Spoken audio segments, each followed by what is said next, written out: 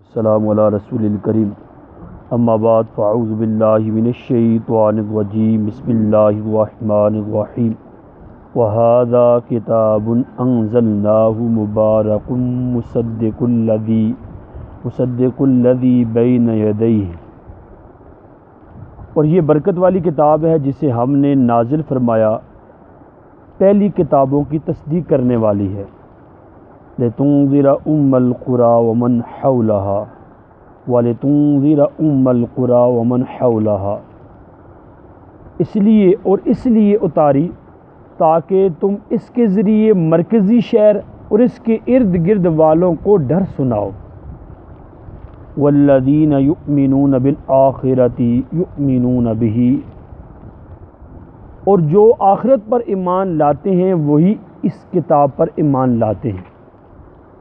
وَهُمْ عَلَىٰ صَلَاتِهِمْ يُحَافِظُونَ، اور وہ اپنی نماز کی حفاظت کرتے ہیں۔ سورہ انعام پارہ نمبر 7 آیت نمبر 92۔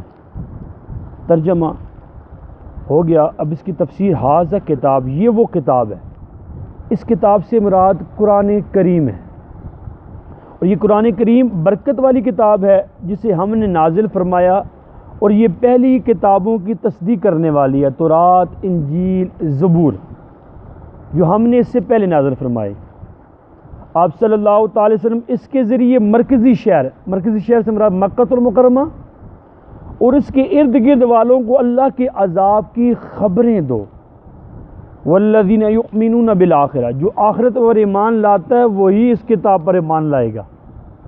ارشاد فرمایا جو آخرت اور اس میں موجود انواع و اقسام کے عذابات پر ایمان لاتے ہیں وہی اس کتاب پر ایمان لاتے ہیں، کیونکہ وہ برے انجام سے ڈرتے ہیں اور یہی خوف انہیں غور و فکر کرنے پر ابھارتا ہے، یہاں تک کہ وہ اس پر ایمان لے آتے ہیں۔ اور قرآن مجید پر ایمان لانے والے اپنی نماز کی حفاظت کرتے ہیں۔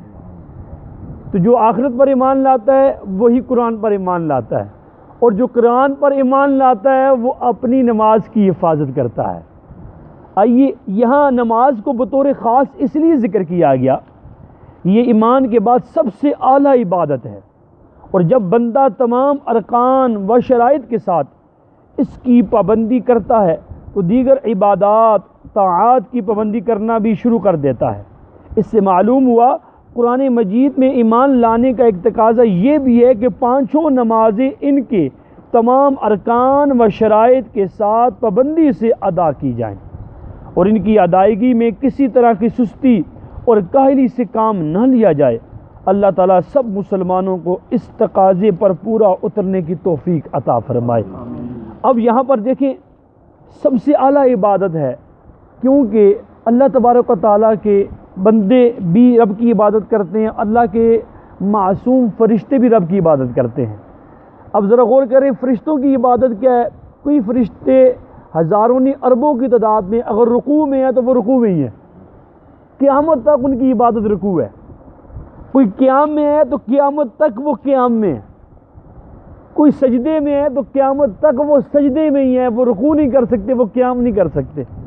ٹھیک ہے، تو کوئی اللہ کی تسبیح بیان کر رہے ہیں تو قیامت تک تسبیح ہی بیان کرتے رہیں گے، کوئی تحمید بیان کر رہے ہیں تو قیامت تک تحمید ہی بیان کرتے رہیں گے۔ لیکن خدا کی قسم اللہ تبارک و تعالیٰ نے مسلمانوں کو حضور کے صدقے ایسی عبادت عطا کی ہے کہ جس عبادت پر فرشتے بھی رش کرتے ہیں، وہ نماز کی عبادت ہے جو فرشتوں کو مختلف ارکان میں ادا کی گئی ہے، لیکن سارے ارکان کو جمع کر کے نماز کی صورت میں اللہ نے مسلمانوں کو عطا فرمائی ہے، اتنی برکت والی۔ اس لیے فرمایا کہ ایمان جو آخرت پر ایمان لاتے ہیں وہ کس پر ایمان لائیں گے؟ وہ قرآن پر ایمان لائیں گے، اور جو قرآن پر ایمان لاتے ہیں وہ نماز کی حفاظت کریں گے۔ اب آئیے ذرا نماز کے متعلق کچھ باتیں ہم سنتے ہیں احادیث مبارکہ اور قرآن کریم کی آیت کریمہ۔ پارہ نمبر 28 سورہ المنافقون آیت نمبر 9 میں اللہ تعالیٰ ارشاد فرماتا ہے یا ایھا الذین آمنوا لا تلہکم اموالکم ولا اولادکم عن ذکر اللہ ومن یفعل ذلک فاولئک هم الخاسرون۔ اے ایمان والو، تمہارے مال، تمہاری اولاد کوئی چیز تمہیں اللہ کے ذکر سے غافل نہ کرے، اور جو ایسا کرے تو وہی لوگ نقصان میں ہیں۔ اب ذرا غور کیجیے گا، اس کی آیت کے تحت امام محمد بن احمد ذہبی علیہ رحمۃ اللہ الکبیر نقل فرماتے ہیں، مفسرین کرام فرماتے ہیں اس آیت مبارکہ میں اللہ تعالیٰ کے ذکر سے 5 نمازیں مراد ہیں۔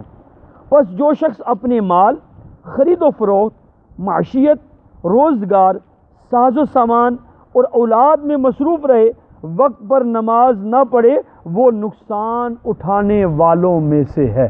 یہی چیزیں انسان کو اللہ کے ذکر سے غافل کرنے والی ہیں۔ بندہ اولاد میں مشغول ہوتا ہے، بندہ گھر والوں میں مشغول ہو جاتا ہے، بندہ روزگار میں مشغول ہو جاتا ہے، بندہ خرید و فروخت میں مشغول ہو جاتا ہے، بندہ ساز و سامان میں مشغول ہو جاتا ہے، دنیا داری میں مشغول ہو جاتا ہے۔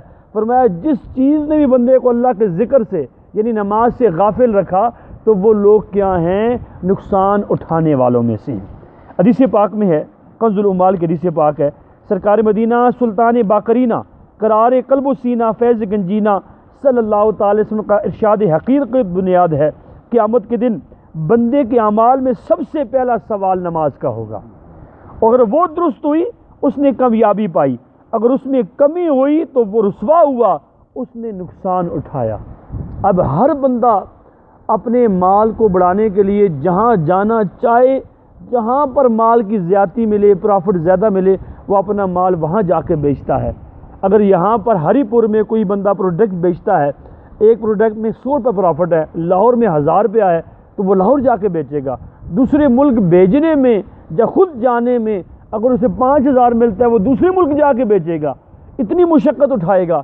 لیکن مسلمانوں کو سمجھ نہیں آ رہی نماز میں کتنی برکتیں ہیں، کتنی رحمتیں ہیں، رب کی کتنی رضا ہے کہ قیامت کے دن سب سے پہلا سوال نماز کا ہے، اور جس کی نماز درست ہوئی اللہ تبارک و تعالیٰ اس کے سارے معاملات درست فرما دے گا۔ تو نماز کی پابندی کی جائے۔ آئیے علماء فرماتے ہیں کہ امام شافعی رحمۃ اللہ علیہ، امام اعظم ابو حنیفہ رحمۃ اللہ تعالیٰ علیہ، وہ بزرگان دین کا اقوال ہیں۔ امام اعظم کا قول یہ ہے کہ جو بندہ نماز نہیں پڑھتا، بے نمازی ہے، اسے بطور تعزیر قید کر دیا جائے، یہاں تک کہ یا تک اس کے جسم سے توبہ کے آثار ظاہر ہو جائے، نماز پڑھنے لگ جائے، پھر رہا کیا جائے۔ اگر ایسا نہیں ہوتا اسے قید میں رکھا جائے یہاں تک کہ وہیں انتقال کر جائے۔ اور بعض بزرگوں نے فرمایا بطور حد اسے قتل کر دیا جائے کہ اللہ کا فرض ادا نہیں کرتا۔ اور بعض نے کہا کہ اسے قرض نہ دیا جائے، یہ رب کا قرض ادا نہیں کرتا تو بندوں کا قرض کیسے ادا کرے گا۔ اور بعض نے کہا کہ اسے مسلمانوں کے قبرستان میں دفن نہ کیا جائے۔ یہ ایک علیحدہ بات ہے کہ ان کا اپنا تقوی ہے، وگرنہ نماز نہ پڑھنے سے بندہ کافر نہیں ہوگا جب تک اس کا انکار نہ کرے۔ نماز کی فرضیت کا کوئی انکار کرے گا تو کافر ہو جائے گا، مرتد ہو جائے گا، نہ اسے قبرستان میں دفن کیا جائے گا، نہ اسے غسل دیا جائے گا، نہ اس کا جنازہ پڑھا جائے گا۔ لیکن یاد رکھیں یہ وعیدیں جو بیان کی جا رہی ہیں تو ان کا اپنا تقوی ہے، بلکہ بعض صحابہ کا گروہ تھا کہ جو مسلمان اور کافر کے درمیان فرق کرنے والی چیز کس سے پہچان کرتے تھے؟ نماز سے۔